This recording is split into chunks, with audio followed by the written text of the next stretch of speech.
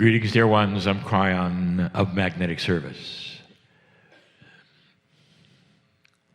We continue the teachings of Alcazar, and we do it in a different form today.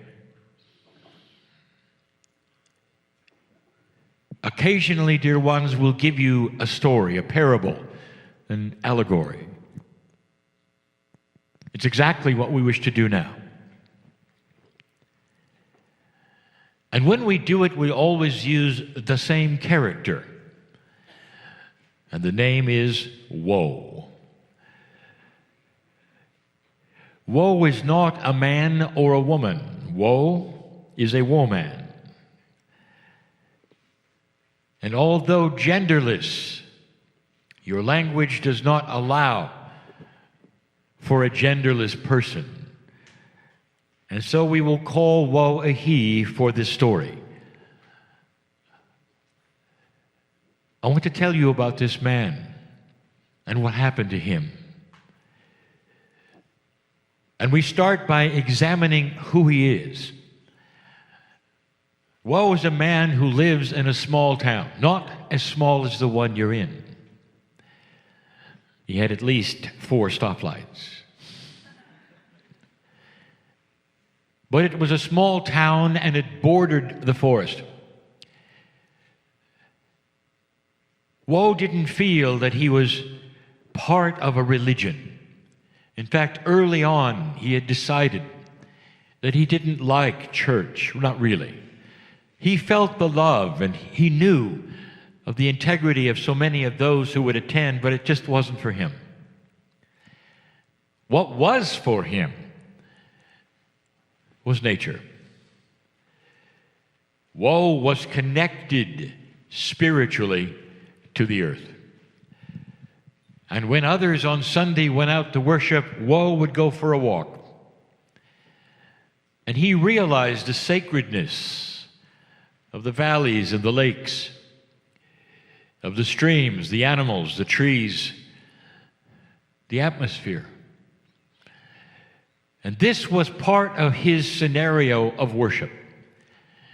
He felt that he could feel the land talking to him when he went out. And this is woe. And so now the stage is set to tell you what happened to this man in this story. So many of you have had vivid dreams or perhaps borderline vision. And this is what happened to Woe. For when he was at night fast asleep, he had something that could only be called a vision. It was so real, and I'm about to tell you as best I can what he experienced, but everything I tell you won't even be half of it. Woe heard the music. And dear ones, what Woe heard and experienced is undefinable. He heard music that was so perfect and so beautiful that he had never ever experienced anything like it. The pitches and the sonorities were perfect and beautiful. And you'll say, what kind of music was it? And it is not definable. It was not classical. It was not popular. It just was. And it contained all of the instruments that he ever knew about, played perfectly and in sequence. And the melodies that he was hearing were heroic and romantic all at the same time. He couldn't believe it. It was almost as though Woe were in black and white and suddenly he was hearing color. And in that, it was so amazing that Woe basked in this vision. He couldn't even imagine such a thing in real life. But there it was, and he was hearing it. Then he realized he wasn't hearing it, he was feeling it. And every single cell, the most beautiful music, undefinable, and yet, and like perfect. And Then he woke up. He realized that his pillow was wet. He had been weeping. It was so beautiful. He was in a place that was sacred. He had no idea why.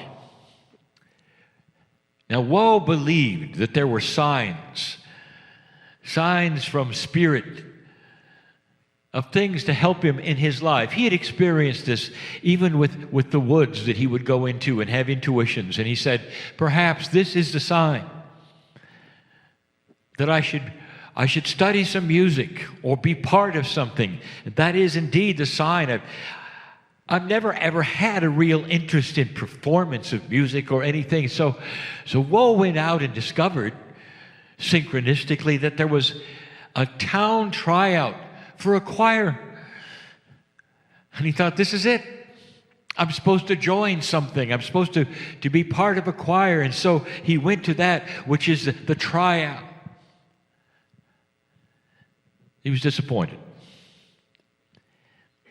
They told him in all love and compassion after the tryout, as best as they could, Woe, we cannot take you into this choir. For 3 reasons. Number 1, you can't carry a tune. Number 2, you have no idea of what pitch is. And number 3, your voice sounds like nails on a blackboard. That wasn't it. He didn't know which way to turn, and yet somehow, some way, he realized perhaps this wasn't a call to action in the way he thought. And then it happened yet again. He had asked for this. At some level, he said, Dear Spirit, that was an amazing experience, and I don't know why or what. Please give it to me again. And he got it. He got it in the same way, only this time it lasted even a bit longer. This time, he felt like he was inside it. It would be like a human could stand inside an orchestra. Or if you're not one who enjoys it, to stand inside a guitar while it was being played and feel the strings vibrate with you in such perfection that you would weep in joy in what you were hearing and experiencing. A musician would say it was locked in. It was so perfect. And he stayed in that, and he swooned in that. This was the most amazing experience he had ever had. Ever. And then he woke up again. Spirit, this has to mean something. This has to mean something. You can't take me to a place where I can hear this and enjoy it without it meaning something. Woe normally took the walks into the forest, into the woods, into the meadows, and he looked for some answers there. This was always a place where we'd have good intuition. And he was right. Because his intuition to go into the woods at this point in time for him, which is what he enjoyed and knew, brought him into a clearing, a meadow. The sun was shining, it was beautiful, the grass was extra green. And there, sitting in the meadow, was a beautiful woman. He could tell that she was aged and beautiful. And she was teaching. And she was standing, and all around her were young students. And the students were beautiful. Almost like they all came out of the same school, almost at the same age. And he was quiet for a moment, and he realized something. That he could hear her. No matter what, no matter how far away he was, when he came upon this scene, he could hear her very, very, very clearly. It's almost like the wind was carrying her voice right to his ears. And so he came a little closer, and there was no reaction, and she didn't stop teaching, and the students didn't look around. And so he sat down for a moment. And he listened to her teach. And she said something that triggered him. She said the words, "You were born magnificent." This is not anything that Woe had ever considered or heard before in his life. And humans don't consider themselves magnificent. Humans, even with their best behavior and their most integrity, believe they're adequate. But magnificent? He'd never heard anything like this. Her voice was amazing. He could sit and listen to it for a very long time. And then she turned to him and said, "Whoa, why don't you come closer?" He was astonished that he knew. He was known by her. The name was known by her. Perhaps that she had been in the town before and knew of Woe. Because Woe was one who had been in the town for a very long time, and he was known for his craft, and he was good at it. He had a nice job. He was happy and sufficient. Maybe they had his name someplace and she'd seen it. I'm sure that was it, he thought. He sat in front of her, and she said, "Would you like to ask a question?" And Woe said, "Yes, I would." And she said, "All right, but you have to understand the rules." And here they are. You can ask a question, but I get to ask one back. And so the first question that he asked, "Who are you?" And she answers, she says, "I am a sage. I am a wisdom keeper. I am one who would tell you the truth of any question you would ask. That's who I am. And now, Woe, it's my turn to ask you a question." Woe straightened up and he was ready. He thought he was ready. But the question she asked, he did not expect. She looked at him and said, "Woe, have you heard the music?" Oh, it could have knocked him over. It could have knocked him over. And immediately he blurted out, "How did you know about the music?" And she says, "Whoa, that's another question. And I get to ask you still another." And he said, "Please answer. How did you know about the music?" And she said, "Whoa, every human has the music." And he thought for a moment, wow, that means that every single human could go to that vision, could perhaps experience what he experienced. What a revelation. That's amazing, he said. And she said, "Whoa, are you ready for my question back?" And he said, "Yes." And she said, "Whoa, what is your statement?" This took him by surprise. Hardly a question, but it was. In question form, she was asking for a statement. What is your statement? Sages are known for being patient, and she was. And there was a great amount of time that passed between her question and finally his answer. Well, he ran through scenarios of integrity, of really what perhaps his statement would be. What is a statement in this particular moment in front of a sage who was giving him information about things he had never heard or knew? He knew he was in front of something old and wise, and she was giving him a chance, and there was a great deal of time. The students said nothing. They never did. They were simply quiet and there at her feet. And finally he got it, what she might have been asking for, and then he knew. And Woe stood up, and he said, "My statement, dear sage, is this. I want more." And she smiled and said, "And so it will be. please come back and I'll teach you more. Woe went home and was elated. Through synchronicity and intuition, he had actually met somebody who could teach. And the teaching, I am magnificent, I was born magnificent, rang in his ears. And that night, it happened again.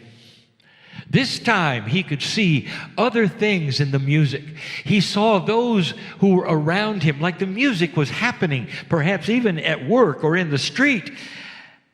And in that, he saw the reaction of other human beings, and they stopped. Cold, they stopped. Everything froze, but they didn't look or even turn toward the music, like they weren't really hearing it. But somehow they reacted. They stopped. And there it was again. Music that was somehow romantic and heroic and went somewhere, as they say in music. And the sonorities is defined as the grouping of sounds that created such a feeling that again he wept. This was beautiful. This defined everything that he ever could ask for in the way of beauty. Think of that. Think of yourself, dear ones, in a position where suddenly you were presented with an otherworldly sound that was so perfect and beautiful, you reacted to it, but you couldn't identify it, but it was so beautiful. All you wanted to do was sustain it and have more and more and more. And then it ended. Woe went back. He went back to the sage. And there she was teaching yet again. And he walked in and she started telling him more things. More things. And so he was taught a little more and a little more. And finally, he asked the question, yet again, tell me about the music. And she said these words to him, woe, most humans don't understand. They're like an onion that needs to be peeled, and the things that peel away are the things they were told that are not exactly correct. And as they peel those things, they reveal more than they knew. They peel away things that they were told by others. They peel away old habits. They peel away fears. Until finally they come to a place where there is the core human being. And when they get there, they discover something. They are the music. Woe, what is your statement? And woe said, I want more. I want more.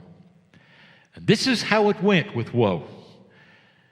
That he came back to the town he lived, in the village he was in, and he realized he was the music. How can that be? But then he started listening, and he could actually hear those sonorities and those melodies and those things playing in a place that was outside of his dream. In fact, he could hear it so subtly, it made him smile, because every time he heard it, he felt that which was magnificent. And pretty soon, Woe understood. He really did stand inside the guitar. He really did stand inside the orchestra. And he was the music, and he was broadcasting it everywhere he went. And there were some that heard it and some that did not, but all stopped. And they realized Woe had changed. There was a magnificence in him. And wherever he walked, they knew that there was something sacred, beautiful, compassionate in this man. He was different.